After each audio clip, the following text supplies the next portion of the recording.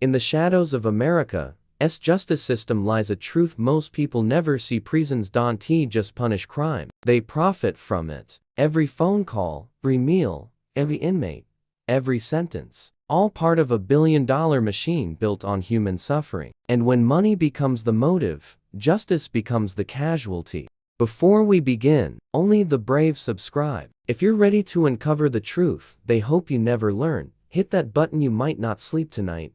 The story begins on a cold January morning in Louisiana, when 42-year-old civil rights investigator Daniel Royce received an anonymous envelope on the hood of his car. Inside were three things: a torn prison commissary receipt, a handwritten note saying, "Follow the money," and a USB drive labeled East Ridge, the name of a privately run correctional facility already infamous for overcrowding and unexplained inmate injuries. Daniel had investigated police corruption before, but this felt different. The moment he plugged in the USB, he realized he had opened something much bigger than a single case. The drive held audio recordings, grainy cell block videos, and spreadsheets showing financial transactions between East Ridge executives and a network of companies that operated inside the prison: food service, phone service, medical contractors, and a mysterious firm listed only as Graceful Solutions LLC. At the same time, hundreds of miles away, a mother named Carla Mendez was fighting a battle she had almost no chance of winning. Her son, 19-year-old Anthony, had been sentenced to 6 months for a non-violent drug charge. But in 6 months, she had spent nearly $4,000 on phone calls, commissary fees, and mandatory service charges. Every time she tried to complain, she was told, "That's the system, ma'am." But what she didn't know was that her son's incarceration wasn't just punishment, it was revenue. Carla's story wasn't unique. Across the U.S., millions of families were drowning under the same costs. But what made East Ridge different and dangerous was the money trail Daniel found on that USB. The numbers weren't just high, they were impossible. Commissary markups of 300%, medical care paid for but never provided, and payments flowing from Graceful Solutions straight into the personal accounts of 2 local judges known for handing out unusually long sentences for minor offenses.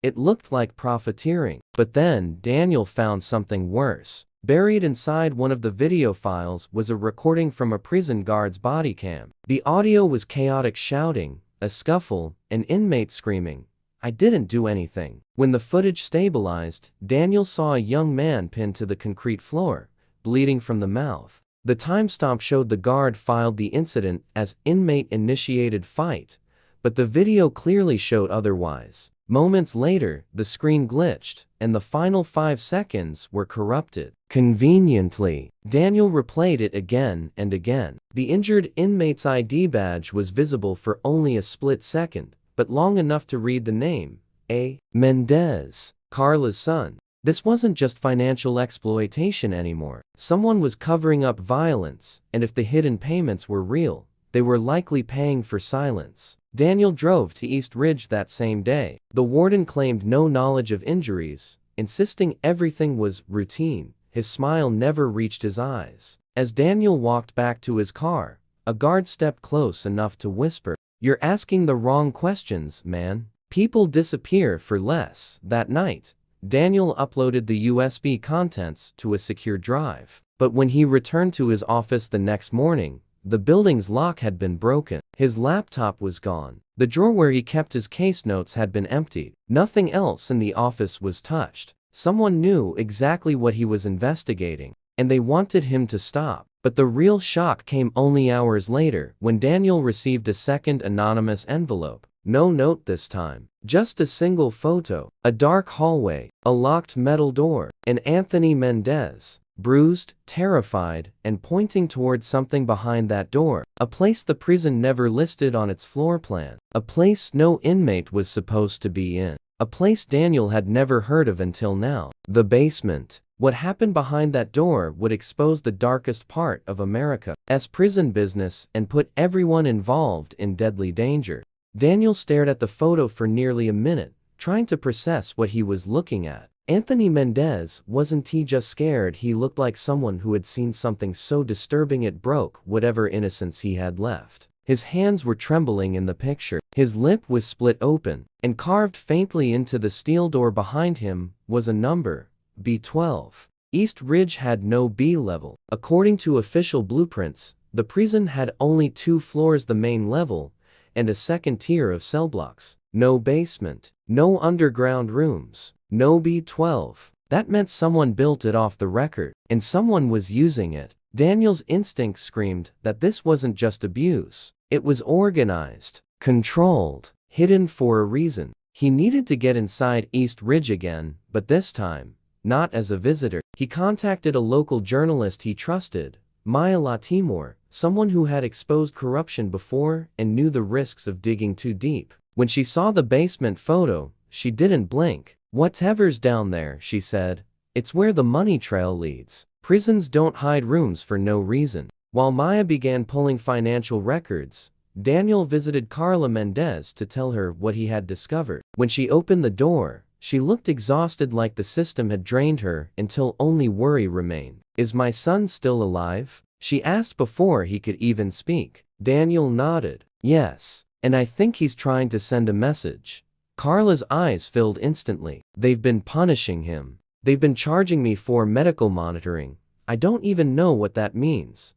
Daniel did. It meant they were documenting injuries they didn't want anyone asking about. Carla handed him a stack of papers, commissary charges, phone bills, unexplained deductions. One receipt caught his eye, a transport fee for $148 added 2 weeks earlier. Carla swore Anthony hadn't been moved. But the date on that receipt, the same week the photo in the hallway had been taken. Something happened to Anthony that night. Something the prison charged her for. Daniel left Carla's house with a growing sense of dread. That basement wasn't just some storage room. It was where the prison hid the inmates who brought in the most revenue. Inmates who were punished, silenced, or exploited. And the deeper he looked, the darker it became. Meanwhile, inside East Ridge, Anthony sat on the edge of his bunk, staring at the floor, terrified of falling asleep. Every time he closed his eyes, he heard the screams from behind door B12. Sometimes one voice, sometimes several, sometimes a guard's boots echoing down the hallway,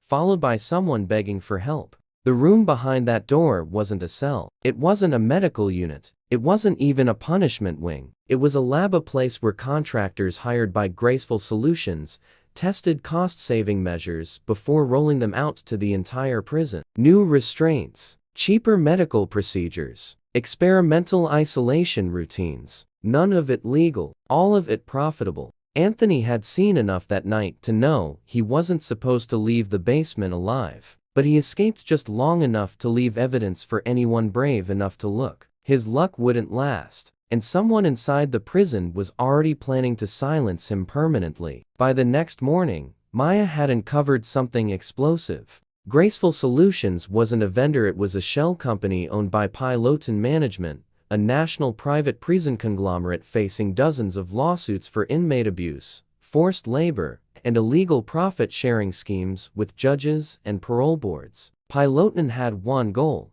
maximize inmate value, and East Ridge was one of its most lucrative facilities. Maya leaned forward. "Daniel, if Piloton is involved, judges could be in on it. Prosecutors, sheriffs, maybe even state officials. This isn't one prison, it's a network." Before Daniel could respond, his phone buzzed with a blocked number. A voice whispered, "Stop digging, or the boy won't be the only one who suffers." Then the line went dead. That night, Maya received a leaked security schedule from an anonymous source. Someone inside East Ridge who wanted the truth out. It showed guard rotations, keycard access logs, and an unlisted patrol, scheduled only once a week, leading directly to door B12. The next rotation was in 46 hours. The only way to expose what happened in that basement was to get inside before then. But they had no idea that someone else was watching their every move. Someone desperate, someone cornered, someone who had everything to lose if the truth about East Ridge came out. Because the basement didn't just hide inmate suffering, it hid a crime so big, The prison system itself was designed to keep it alive.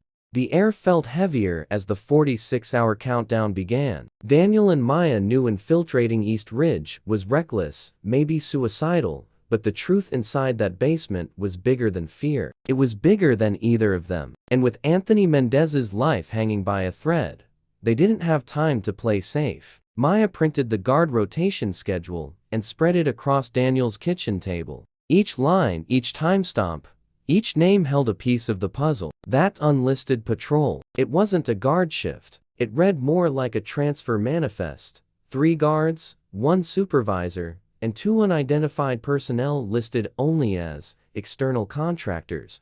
That's not security, Maya whispered. That's a delivery. Daniel nodded slowly. Or a disposal.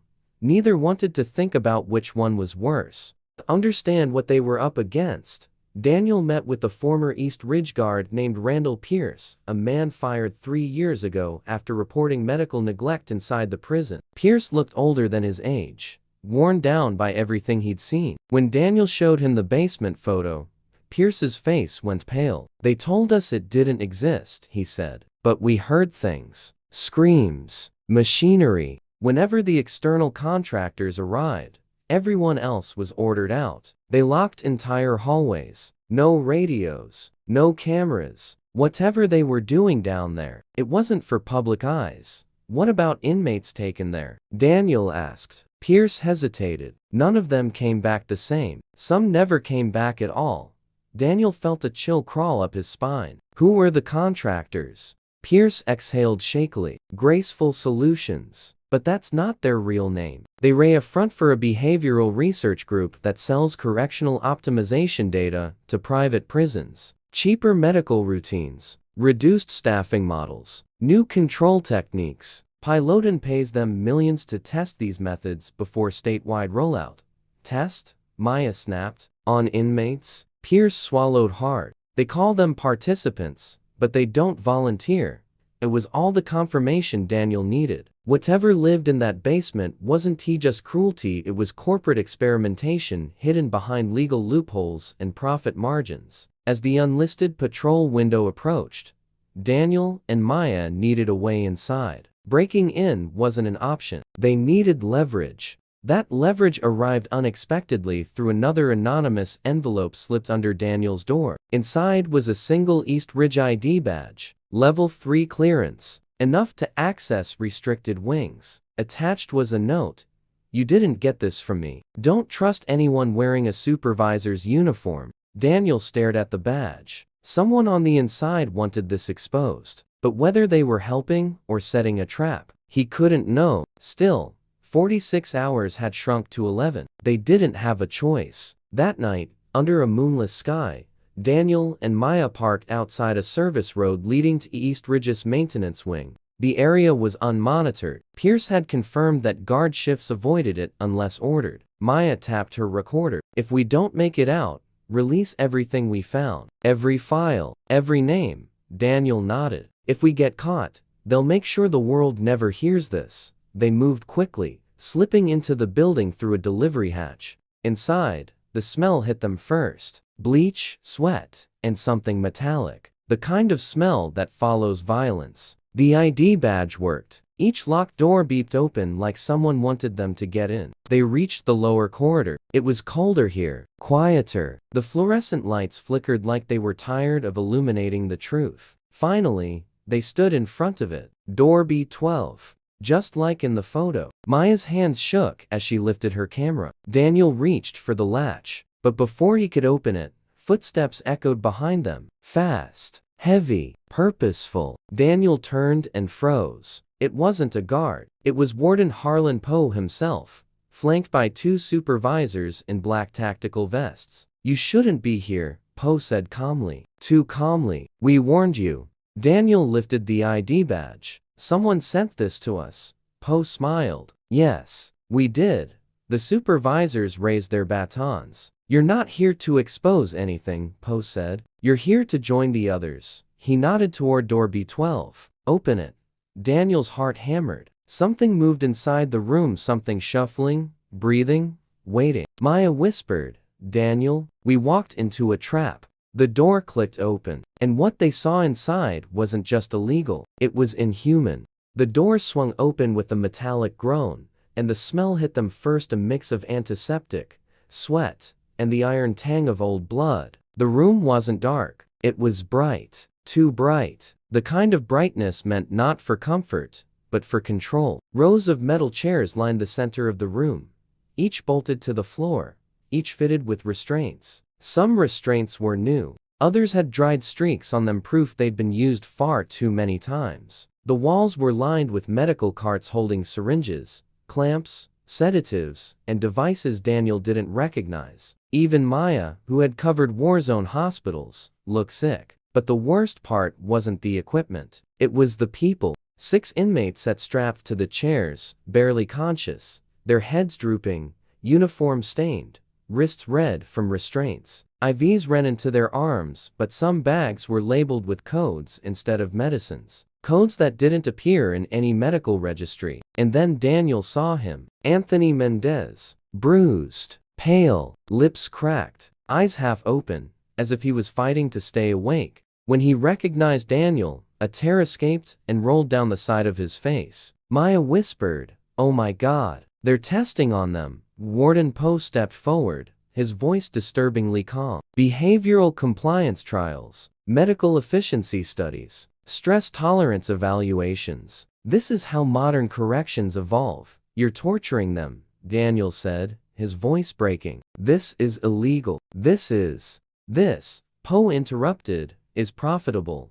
He gestured toward a glass observation window. Behind it, 2 suited representatives from Piloton management watched, clipboard in hand. One of them pressed a button on the wall. A low hum filled the room as one of the machines powered on. "We reduce injuries, reduce staff, reduce cost," Poe continued. "We innovate. Families pay for services. Contractors pay for data. Judges send us participants. Everyone wins, except the inmates," Maya snapped. Poe turned to her with a cold smile. "They made their choices, and now they generate revenue. That's the system you're trying to expose? The one the country already knows but pretends not to." Behind Poe, one of the supervisors tightened a restraint on an unconscious inmate. Another prepped a syringe. Anthony found the strength to whisper, "Don't let them disappear me." Poe heard it and smiled. "His mother is loud," Poe said, "very emotional, but grief fades.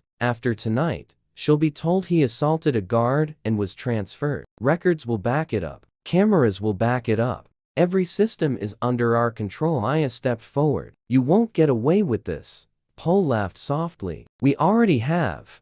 But then something unexpected happened, something Poe didn't anticipate. From behind one of the equipment shelves, a figure stumbled out. A guard, young, terrified, holding a small body cam. He had been recording everything. "Warden," the guard stammered, I can't do this anymore." Poe's expression shifted instantly from superiority to rage. "You idiot." The guard threw the body cam toward Daniel. "Take it, just take it." A supervisor lunged, but Daniel caught the camera and shoved Maya behind him. The recording light was still blinking. "Turn it off," Poe shouted, but it was too late. The moment the camera touched Daniel's hand, the guard made a run for the exit. The supervisors attacked. Screams erupted. One inmate regained consciousness and began sobbing. Anthony struggled against his restraints, eyes wide with terror. Daniel grabbed Maya's arm. "We need to get this footage out of here, now." But as they turned toward the hallway, an alarm blared. "Security lockdown." Red lights flashed across the ceiling. The doors sealed with a heavy thud. They were trapped inside B12 with a rogue warden, violent supervisors, and 2 corporate representatives who now had everything to lose. Poe stepped toward them, pulling a stun baton from his belt. "No one leaves this room with evidence. Not you, the guard. Not the kid." The hum of machines filled the room. The only escape was a back corridor on the far side of the lab, past the inmates, the equipment, and the men prepared to kill to keep their secret. Maya clutched Daniel's hand. "If we die here, they win." Daniel tightened his grip around the body cam. "Then we don't die here, behind them." Anthony whispered one last word, his voice trembling. "Run." The room erupted into chaos. Supervisors charged forward with batons. Machines whirred louder as alarms screamed through the basement. Red light strobed across the walls, turning every shadow into something threatening. Daniel clutched the body cam, pulling Maya toward the far corridor, the only exit that hadn't sealed. But Warden Poe wasn't going to let them go. "Stop them," he roared. One supervisor lunged at Daniel. He dodged, but the second swung a baton that cracked against his shoulder. Pain shot down his arm. Maya grabbed a metal tray from a medical cart and slammed it into the supervisor's face. He fell backward, knocking over and for Stan. "In there," Maya shouted, pointing toward the narrow hallway behind the lab. But as they started toward it, Anthony strained against his restraints, gasping, "Don't leave me." Daniel froze. He couldn't leave the boy who risked everything to expose the truth. But they had seconds before the supervisors recovered and even less before Poe reached them. Without hesitation, Maya rushed to Anthony's chair, fumbling with the straps. "Daniel, hold them off." Daniel stepped between Poe and Maya, raising the body cam like it was a weapon. Poe sneered. "You think that recording is enough?" he said. "I own the judges. I own the sheriff. I own the evidence lockers. You're fighting a machine built to bury people like you." Daniel didn't back down. "Then we tear the machine apart." Poe swung his stun baton. Daniel ducked, but the supervisor behind him wasn't as slow. The two men advanced, blocking the exit entirely. But before they could strike, a sudden blast of water shot across the room, a broken pipe Anthony had kicked loose during his struggles. The spray hit the supervisors, knocking them off balance. Maya released the last restraint. "Anthony, can you walk?" she cried. Barely conscious, he nodded. Daniel grabbed Anthony's arm and pulled him up just as Poe lunged again. Maya shoved a rolling cart into the warden, sending him crashing into an instrument tray. They raced down the narrow hallway with the body cam and Anthony between them. Behind them, Poe's rage echoed through the metal walls. "Seal the entire lower wing. Bring them back alive or dead." Alarms intensified, and steel shutters began descending across corridors. They had minutes, maybe less. The corridor twisted downward into a maintenance tunnel, dimly lit and unfinished. Pipes dripped overhead. The walls were unpainted concrete. This was the part of the prison no visitor ever saw, the skeleton beneath the polished lie. Anthony struggled to keep up. "They run experiments, make us stay awake for days. Cold rooms, shock chairs, cheaper anesthesia." Maya squeezed his hand. "You're safe now." But Daniel knew that wasn't true. Not yet. They reached a metal service hatch marked "Emergency Exit Staff Only." Daniel pushed. Locked. Above them, footsteps thundered. The supervisors were coming. Maya grabbed a wrench from a toolbox and hammered the lock. Again. The steel began to bend. Anthony whispered, "They say nobody gets out once they see the basement." Daniel hit the lock with his shoulder once, twice, and on the third strike, it snapped. The hatch burst open. Cold night air rushed in. They climbed out onto a dark service road behind East Ridge, the prison towers glowing in the distance. For a moment, Daniel felt a fleeting sense of freedom. Then headlights appeared on the road. A black SUV. Piloton contractors. Maya yanked Anthony back. Daniel dove behind a concrete barrier as the SUV swerved toward them. "Go!" Daniel shouted. "Run for the tree line." The vehicle skidded, blocking the road. Contractors spilled out with flashlights and restraints. But before they could reach Daniel, a second vehicle barreled onto the road, an older pickup truck. It screeched to a stop. The driver jumped out. "Randall Pierce, get in," he yelled. They didn't question it. The three scrambled into the truck bed as Pierce floored the accelerator. The contractors dove out of the way. Gunshots rang out. One bullet shattered the back window, but they were gone. East Ridge shrank behind them, swallowed by darkness. Within hours, Maya uploaded the bodycam footage to multiple journalists, civil rights groups, and cloud servers across the country. There was no stopping it now. By morning, the story had exploded nationwide. Whistleblower exposes secret experiments in private prison. Judges linked to inmate abuse scheme. East Ridge under federal investigation. Piloton stock plummeted. Warden Poe was arrested trying to flee the state. Multiple supervisors were charged, and Anthony Mendez was reunited with his mother, who held him like she would never let go again. But the biggest shock came 3 days later. A second whistleblower leaked documents proving East Ridge wasn't the only facility with a basement like B12. There were 12 others, across 5 states, all funded by the same corporation, all protected by the same network. Maya looked at Daniel, her voice trembling. This wasn't the end. It was the beginning. Daniel nodded, staring at the files. If you thought this story was intense, you're not ready for the next one. Hit subscribe so you don't miss it.